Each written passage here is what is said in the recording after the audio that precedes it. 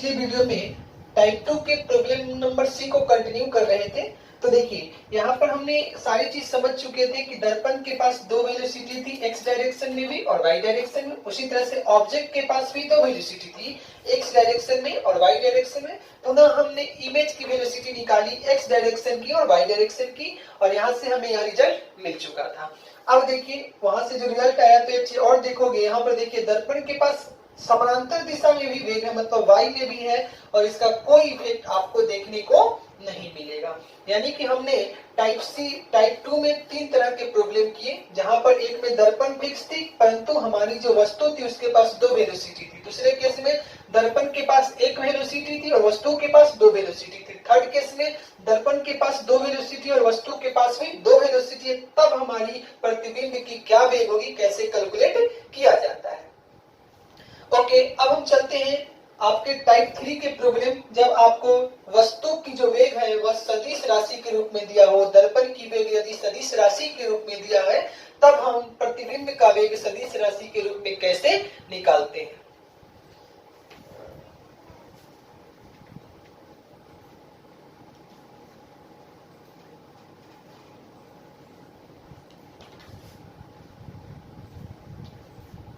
चलिए टाइप 3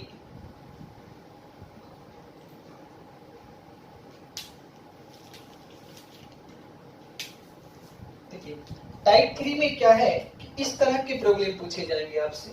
यह आपकी मिरर है और इसकी वेलोसिटी 0 दी हुई है, और यहाँ देखिए वस्तु जो है ऑब्जेक्ट, उसकी वेलोसिटी यह मानते हैं वस्तु है ओ, और इसकी वेलोसिटी कुछ इस तरह से दी है, देखिए 3i plus 3j plus 3k। और आपसे पूछा जाएगा कि प्रतिबिंब की वेलोसिटी ज्ञात करें। तो देखिए इस तरह के प्रॉब्लम को कैसे बनाया जाता है। देखिए पहले वाले में वस्तु के पास एक डायरेक्शन वेलोसिटी, दूसरे वाले में वस्तु के पास दो डायरेक्शन वेलोसिटी। अब क्या है, वस्तु के पास तीनों डायरेक्शन वेलोसिटी, एक्स में भी, वाई में भी और जेड में भी। तब हम क्या करेंगे, प्रतिबिंब की वेलोसिटी एक्स का भी निकालेंगे, वाई का भी निकालेंगे और जेड का भी निकालेंगे। तो चलिए वस्तु को देखते हैं। यहाँ पर देखिए एक्स डायरेक्शन में वेलोसिटी है, वाई डायरेक्शन में वेलोसिटी है और जेड डायरेक्शन में भी। एक्स में कितना है 3, वाई में कितना है 3 और जेड में भी कितना है 3। अच्छा, आप देखिए दर्पण की स्पीड कितनी दी हुई है 0। आपको निकालना क्या है, इमेज की स्पीड। तो क्या करने वाले हैं हम, सबसे पहले x का निकालेंगे, पुनः y का निकालेंगे, पुनः z का निकालेंगे। देखिए यह x डायरेक्शन है, यह y डायरेक्शन है और यह z डायरेक्शन है। x डायरेक्शन दर्पण पे परपेंडिकुलर है, जब लंबवत है तो लंबवत वाली फार्मूला लगाएंगे। तो देखिए लंबवत वाली फार्मूला क्या थी, वेलोसिटी ऑफ मिरर बराबर velocity of object plus velocity of image by 2।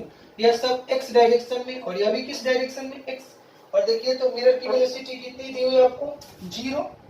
और देखिए ऑब्जेक्ट की वेलोसिटी किधर, एक्स डायरेक्शन में, तो एक्स डायरेक्शन में कितना है 3 रखेंगे। पुनः वेलोसिटी ऑफ इमेज किधर डायरेक्शन में, एक्स डायरेक्शन, और तो हमें निकालना है, तो जो निकालना है उसका साइन पुट नहीं करते हैं, बाय 2। और यहाँ से क्या हो गया 0 × 2 = 0। यहाँ से आपको वेलोसिटी ऑफ एक्स कितना है, -3 मीटर पर सेकेंड। ओके, क्या -3 मीटर पर सेकेंड। किस डायरेक्शन में, एक्स डायरेक्शन में। किसकी वेलोसिटी है, इमेज की वेलोसिटी है। अब हमें क्या निकालना है कि जब वस्तु की वेलोसिटी y और z में भी, और आप जरा सा देख सकते हो कि यह दर्पण है तो y और z दोनों क्या है, दर्पण के समानांतर। और आपने पढ़ा है कि जब वस्तु दर्पण के समानांतर गति करती है तो उसकी प्रतिबिंब भी समान वेग से उसी दिशा में गति करती है। तो हम ऐसा कर सकते हैं क्या कि velocity of image in y direction बराबर velocity of object in y direction. और देखिए velocity of object y direction में कितना है 3 मीटर पर सेकेंड। उसी तरह से velocity of image in z direction बराबर velocity of object in z direction, फिर से कितना हो गया 3 मीटर पर सेकेंड। अब देखिए तो क्या मैं वेलोसिटी ऑफ इमेज को ऐसे लिख सकता हूँ, velocity of image in x direction plus velocity of image in y direction plus velocity of image in z direction. और x में कितना वेलोसिटी आया था -3, और i कैप लिख सकते हैं, x में i कैप है, y में j कैप है और z में k कैप है। तो यहाँ किसकी स्पीड निकल गई, वेलोसिटी का डायरेक्शन निकल गया, यानी वेलोसिटी का इक्वेशन निकल चुका है प्रतिबिंब का। अगर आपसे कोई पूछता है कि इसका मैग्नीट्यूड बता दीजिए तो क्या होता है, रूट अंडर एक्स के कंपोनेंट का होल स्क्वायर प्लस वाई के कंपोनेंट का होल स्क्वायर प्लस जेड के कंपोनेंट का होल स्क्वायर, 3 का स्क्वायर प्लस 3 का स्क्वायर प्लस 3 का स्क्वायर, रूट अंडर 27 मीटर। तो क्या था टाइप 3 का प्रॉब्लम नंबर ए। अब चलते हैं टाइप 3 का प्रॉब्लम नंबर बी को कैसे डिस्कस करेंगे। इसको नोट कर लीजिए और अच्छे से वीडियो को पॉज करके धीरे धीरे समझिए। आपको धीरे धीरे सारी चीजें समझ में आने लगी। बार बार प्रैक्टिस कीजिए, तब जाके वेलोसिटी से रिलेटेड कोई भी क्वेश्चन आपसे बन जाएगा।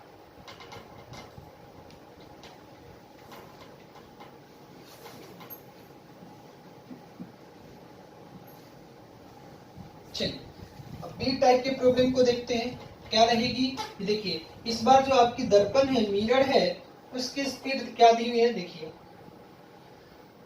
मानते हैं कि इसकी जो वेलोसिटी ऑफ मिरर है वह दिया हुआ है 2i कैप। किधर है 2i कैप। अच्छा और यहाँ पर जो ऑब्जेक्ट है ओ, ऑब्जेक्ट जो ओ है, देखिए इसकी वेलोसिटी फिर से वही ले लेते हैं 3i plus 3j plus 3k।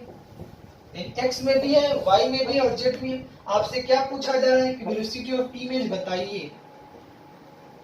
अब देखिए इस बार क्या है, मिरर के पास भी वेलोसिटी है, किस डायरेक्शन में, तो देखिए यहाँ आई लगा है, इसका मतलब एक्स डायरेक्शन में इसके पास वेलोसिटी है कितना 2 metre per second. But why और जेड में कोई वेलोसिटी नहीं है।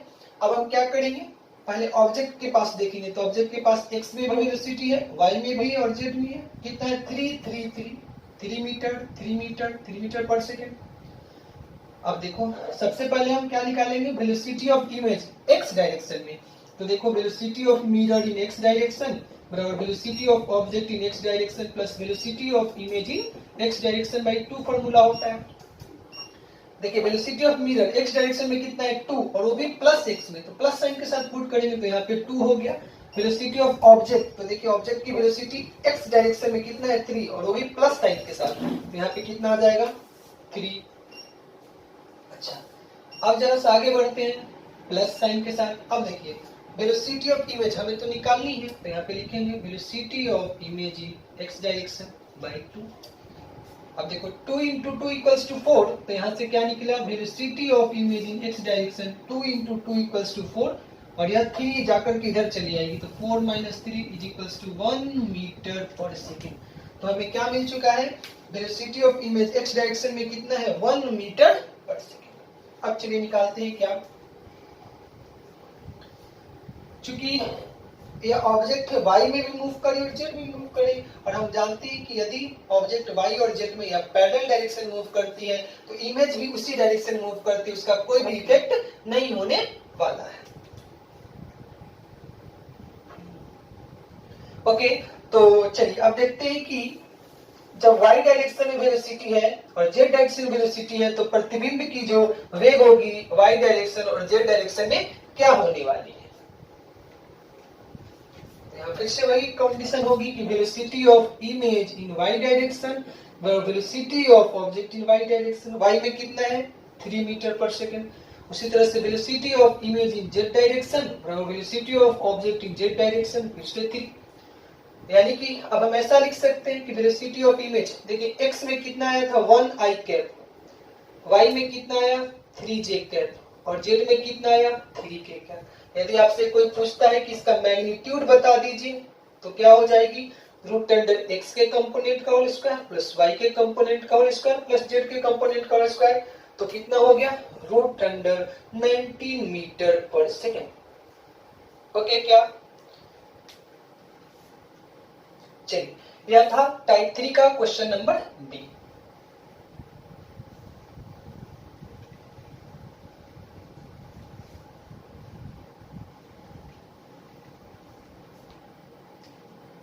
फिर से देखिए क्वेश्चन नंबर सी कैसा आ सकता है। 3 के सी प्रॉब्लम को डिस्कस करने जा रहे हैं। अब देखिए किस तरह के प्रॉब्लम होंगे। ऑब्जेक्ट की स्पीड दी हुई है आपकी और इस पर आपकी मिरर की स्पीड कुछ इस तरह से दी है, velocity of mirror is equal to 2i plus 3j और आपसे पूछा जा रहा है कि what is the velocity of image. अब क्या करेंगे, फिर से आपको वही काम करना है। सबसे पहले ऑब्जेक्ट की तीनों डायरेक्शन की वेलोसिटी को लिख देना है। 3 और 3। अच्छा, इस बार देखिए जो आपकी मिरर है, दर्पण है, उसके पास x डायरेक्शन वेलोसिटी है 2 और y डायरेक्शन वेलोसिटी है 3। तो यह x डायरेक्शन की वेलोसिटी 2 एंड y डायरेक्शन की वेलोसिटी कितनी है 3। अब आपसे को निकालना क्या है कि वेलोसिटी ऑफ इमेज। तो देखो क्या करेंगे, सबसे पहले हम क्या करेंगे कि velocity of image x direction, और जो x डायरेक्शन है वह इस मिरर पे परपेंडिकुलर है। जब परपेंडिकुलर है तो परपेंडिकुलर वाला जो फॉर्मूला आपको दिया गया था कि velocity of mirror in x direction equals to velocity of object in x direction plus velocity of image in x direction by 2। Velocity of mirror x direction में कितना है, यहाँ देखिएगा 2, तो इसको 2 पुट कर देंगे। अब देखो velocity of object, velocity of object x direction में कितना है 3, तो यहाँ पे 3 पुट कर देंगे plus velocity of image in x direction, ये तो आपको निकालना है, तो ऐसे रखेंगे कि velocity of image in x direction by 2। अब देखो 2 × 2 = 4, तो यहाँ से आपको निकल के क्या आ रही है कि velocity of image in x direction equals to 4 - 3 that is equals to 1 metre per second. अब क्या जानना है आपको, अब निकालना होगा कि velocity of image in y direction. तो इसके लिए क्या करेंगे, velocity of image in y direction equals to velocity of image in velocity of image in y direction बराबर velocity of object in y direction. And y direction की जो velocity है, y direction की जो वेलोसिटी है वह कितनी दी हुई है आपको, तो देखिए y डायरेक्शन की वेलोसिटी कितनी दी हुई है 3 मीटर पर सेकंड, ये हो गया 3। अब आपको क्या निकालनी है, velocity of image in z direction, तो velocity of object in z direction, और z डायरेक्शन की वेलोसिटी कितनी है 3, तो यहाँ पे आप क्या पुट कर दोगे 3। अच्छा, एक चीज और ध्यान देना है कि इस बार आपकी मिरर के पास दो और वेलोसिटी है, y डायरेक्शन की वेलोसिटी और z डायरेक्शन की वेलोसिटी। और आपको पता है कि जब मिरर के पास y डायरेक्शन और z डायरेक्शन वेलोसिटी है, मतलब मिरर यदि पैरेलल डायरेक्शन मूव करती है तो ऑब्जेक्ट और इमेज की वेलोसिटी पे कोई इफेक्ट नहीं होने वाली, यानी x में आया था 1, y में आया 3 और z में आया 3, वही वेलोसिटी ऑब्जेक्ट की और इमेज की भी रहेगी, कोई चेंज नहीं होने वाली है। यानी अब हम लिख सकते हैं कि वेलोसिटी ऑफ इमेज कितना आया था 1i cap plus 3j cap plus 3k cap. और यदि आपको क्या पूछा जाए कि इसका मैग्नीट्यूड बता दीजिए, तो वेलोसिटी ऑफ इमेज तो रूट अंडर x का स्क्वायर प्लस y का स्क्वायर प्लस z का स्क्वायर, लास्टली आपको आ रहा है root under 19 metre per second. Okay, जितने टाइप के प्रॉब्लम आपसे पूछे जा सकते हैं सारी वैरायटी को हमने डिस्कस कर लिया। आपको क्या करना है कि फिर से वीडियो को बार बार पॉज करके बैक जाना या वीडियो को बार बार देख करके सारे कॉन्सेप्ट को क्लियर कर लेना। चलिए, तो इस तरह से वेलोसिटी की जितनी कॉन्सेप्ट थी, वेलोसिटी से जिस टाइप के क्वेश्चन पूछे जा सकते हैं, सारा आपको बोर्ड में डील कर दिया गया है। एक बार हम रिकॉल करते हैं, पुनः हम नए टॉपिक की तरफ चले जाएंगे। देखिए, सबसे पहले वेलोसिटी में क्या पढ़ना था कि यदि आपकी मिरर रेस्ट में है और ऑब्जेक्ट परपेंडिकुलर डायरेक्शन में मूव करती है, तो आपकी इमेज भी परपेंडिकुलर डायरेक्शन में मूव करेगी, बट उसकी डायरेक्शन अपोजिट होगी। यानी कि यदि दर्पण रेस्ट में हो, रुकी हो और ऑब्जेक्ट लंबवत दिशा में मूव करती है वस्तु, तो प्रतिबिंब भी लंबवत दिशा में मूव करेगी, विपरीत दिशा में। दूसरा केस क्या था कि यदि हमारी दर्पण भी लंबवत दिशा में गति करती है और वस्तु भी, तब एक फॉर्मूला आया कि वेलोसिटी ऑफ दर्पण या वेलोसिटी ऑफ मिरर इन लंबवत direction equals to velocity of object in लंबवत direction plus velocity of image in लंबवत डायरेक्शन बाय 2। उसके बाद नेक्स्ट रिजल्ट क्या आता है कि यदि हमारी दर्पण समानांतर दिशा में गति करने लगती है, यानी कि y और z में, इस कारण ऑब्जेक्ट और इमेज यानी कह सकते हैं वस्तु और प्रतिबिंब के वेग में कोई परिवर्तन नहीं होने वाली है। नेक्स्ट एक केस और हम पढ़े थे कि यदि हमारी दर्पण रेस्ट में हो परंतु हमारी जो वस्तु है वह समानांतर दिशा में गति करे, मतलब y डायरेक्शन में और z डायरेक्शन में, इस कारण वस्तु की जो वेग होती है वही वेग किसकी आएगी, प्रतिबिंब की आएगी, किसी प्रकार का कोई चेंज नहीं होने वाला। और इन्हीं सब के रिजल्ट के आधार पर हमने इतने टाइप के प्रॉब्लम को यहाँ पे डिस्कस किया है। आपका काम है इस प्रॉब्लम को बारी बारी से सेपरेटली डिस्कस करना, और बार बार आप खुद से भी ऐसा भी कर सकते हो आपकी खुद से नंबर चेंज कर लेना, कभी माइनस कभी प्लस, और निकाल के आंसर देखना, और अगर लगे खुद सेटिस्फाइड रहो कि हाँ यही आंसर हो सकता है, अदरवाइज आप फिर हम लोगों से उसे पूछ सकते हो। चलिए ठीक है, तो अब हम क्या करने वाले हैं, आपके समतल दर्पण का जो लास्ट टॉपिक है उसे डिस्कस करेंगे। देखिए समतल दर्पण के लास्ट टॉपिक में आपको पढ़ना क्या है, तो देखिए आपको यह पढ़ना होता है कि यदि दो मिरर के बीच का कोण दिया है और इसके बीच में कोई ऑब्जेक्ट रख देते हैं, जैसे देखिए यहाँ दर्पण 1 है, दर्पण 2 और यहाँ पर ऑब्जेक्ट रखी हुई है, आपसे पूछा जाए कि बताइए कितना प्रतिबिंब बनती है, यानी कितना प्रतिबिंब बनेगी। और हो सकता है कि देखिए, तो इस तरह के क्वेश्चन को बनाने के लिए हम आपको सबसे पहले एक छोटा सा मेथड देंगे, उसके बाद एक फॉर्मूला लिखाएंगे, उस फॉर्मूले को याद रखते हैं तो भी क्वेश्चन बनेगी, बट वो फॉर्मूला लिमिटेड है, कुछ ही जगहों पे लगाई जा सकती है। उसके बाद एक हम बहुत अच्छा मेथड डिस्कस करेंगे, उस मेथड को समझने के बाद आप किसी भी प्रकार के क्वेश्चन को बना सकते हो और कितने भी मतलब कितना भी एंगल होगा दो दर्पण के बीच, तो आप आसानी से नंबर ऑफ इमेज की संख्या निकाल सकते हो, मतलब प्रतिबिंब की संख्या निकाल सकते हो।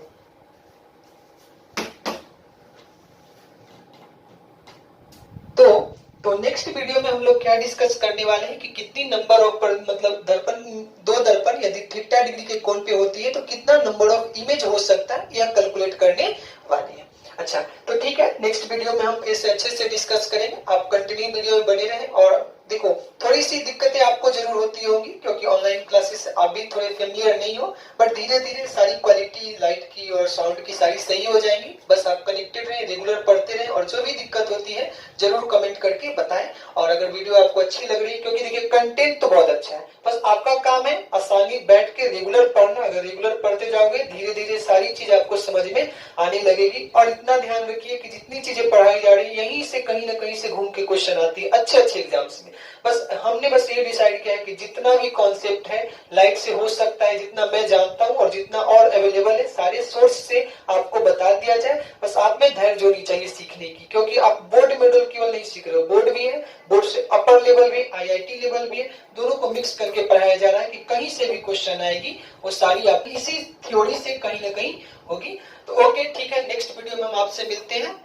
Okay, thank you.